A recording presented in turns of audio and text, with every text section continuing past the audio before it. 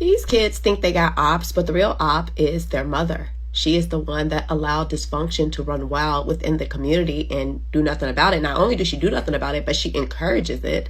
She's the one that keeps your father out of your household, and not to mention turn you against your father, and work with the government so that he stays away. She's the one that supports all the toxic policies that is not advantageous to your future or to the Black community. And not to mention, she is the one that allow you guys to keep being buried. And it's to the point where I'm thinking you guys must want to keep burying your children, because at the rate that we're going, that's what's going to keep happening. It's to the point that you're starting to have to bury your daughters too. And if you don't have to bury your daughters are just going to raise more dysfunctional boys and girls that would get buried as well. It is dysfunctional. And y'all want to act like this is normal. It is not. It is barbaric. It's animalistic. It is disgusting. And it's just flat out dysfunctional. I don't understand what y'all are not getting about this. Y'all need to step up and be the example for your children. Or you might as well just go get insurance policies, bury them, and then go buy your Gucci, Louis Prada, your teeth, or get your body done, whatever it is that y'all like to do, the things that you guys value more than your children and more than their safety. This is alarming, and as long as y'all keep making excuses and allowing it, nothing would change, okay? And y'all got the nerve to be calling yourself queens. It is disgusting. Y'all keep playing stupid if you want to, but understand this. You play stupid games, you win stupid freaking prizes. What up, y'all? Now, we gonna dive deep into this because I thought this was a very interesting video. I watched a little bit of it. That was my first time watching it to the end. One thing that I don't like is when we have these very surface level conversations and then we try to put one thing on men, one thing on women. Women have their responsibility within the community for a lot of the things that are going on, but so do men as well. So do men as well. And so I want to start the conversation there. Right, we can hold women, we can hold Black women accountable. We can hold their feet to the fire when it comes to certain things, and we are going to touch on a few things that she said. But I want to make sure that we're not layering this conversation in like so many other conversations on the internet where it's either men or either women. I want to have a fair, honest conversation. So let's touch on some of the points that she said. She said that women are keeping men from their fathers. I'm not going to disagree with that. I think that oftentimes what happens is that the man and woman are in a relationship. The woman is not satisfied with the relationship, and they think, well, if he's a bad partner, in her opinion, he's going to be a bad father. And I don't even know if they take it that far. I think that's the logic, and I don't think they think any deeper. But then another thing is that, you know, the children sometimes get used as leverage against the father. I have nothing to use against him, so I'm going to use the children, or I'm going to make it more difficult for him to see his children, or we a package deal. You got a problem with me, you got a problem with the child, and then they put these narratives in their child's life. Now, I'm going to be honest. I'm going to be completely honest about this. When I was growing up, I remember my parents arguing. I remember them breaking up and getting back together. I remember moving from state to state. But through all of that, one of the things that I'm so grateful for is that my parents never badmouth the other parents. Now, during the arguments, maybe they would, you know, but when my mom was there and my dad wasn't there, she wasn't badmouthing him, and when my dad was there and I'm around him, he's not badmouthing my mom. And so that's one of the things that I'm grateful for, and I know that a lot of people may not have that. So I agree with her on that's happening. But we also have to dive deep into why that's happening. There is in no world, no situation where the optimal family should be a single mom or a single dad. And I know that single dads do better than single moms raising children, but that's not the optimal situation. What we're actually seeing is a breakdown of the family, not the breakdown of the Black woman, but the breakdown of the family.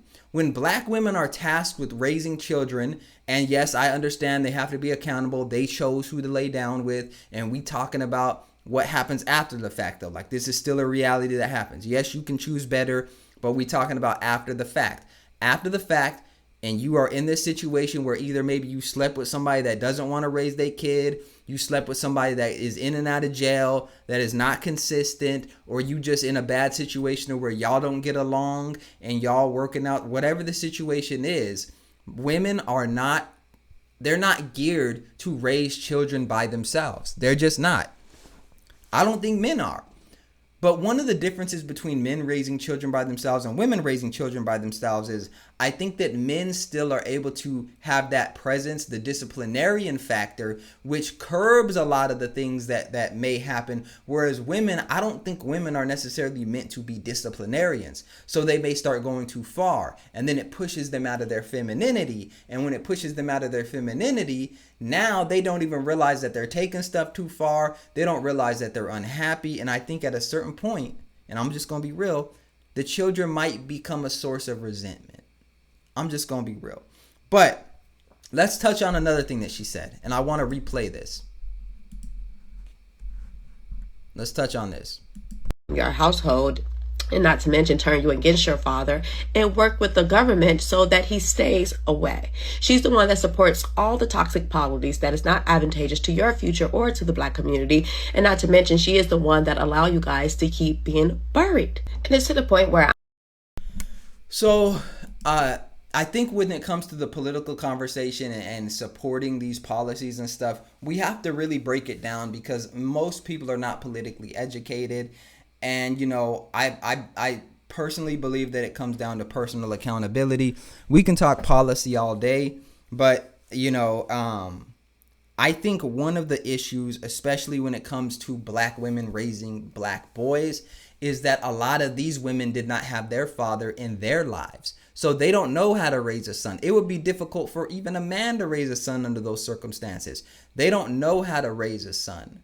And so what happens is that the son becomes almost like the son husband to the mom. She's his protector. She go out there and provide for me at a certain age.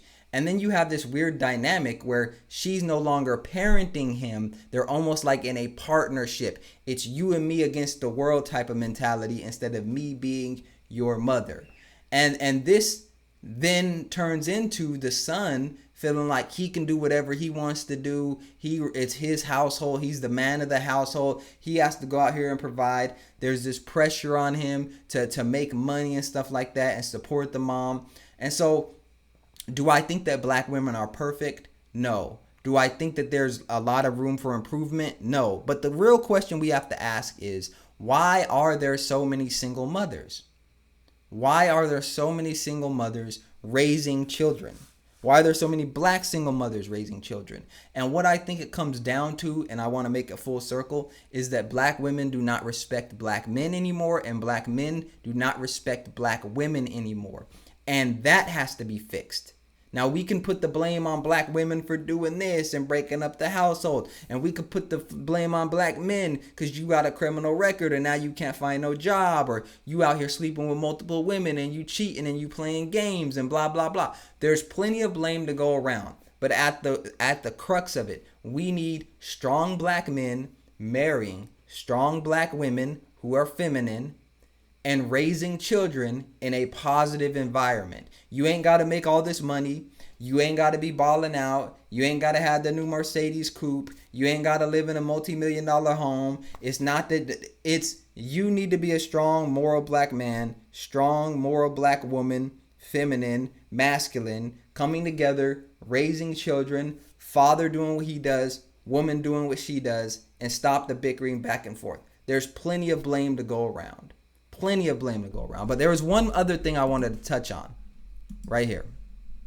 And if you don't have to bury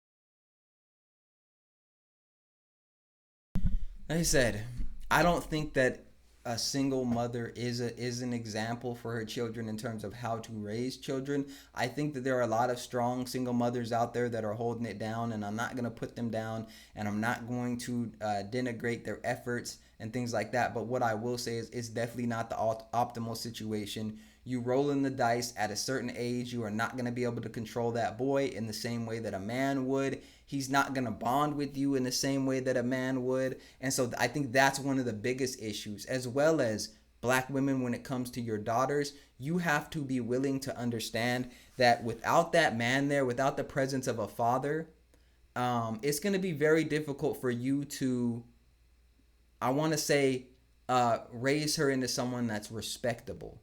And the reason why is because I don't think a lot of black women realize some of the toxic behaviors that they have and that they're passing down to their daughters.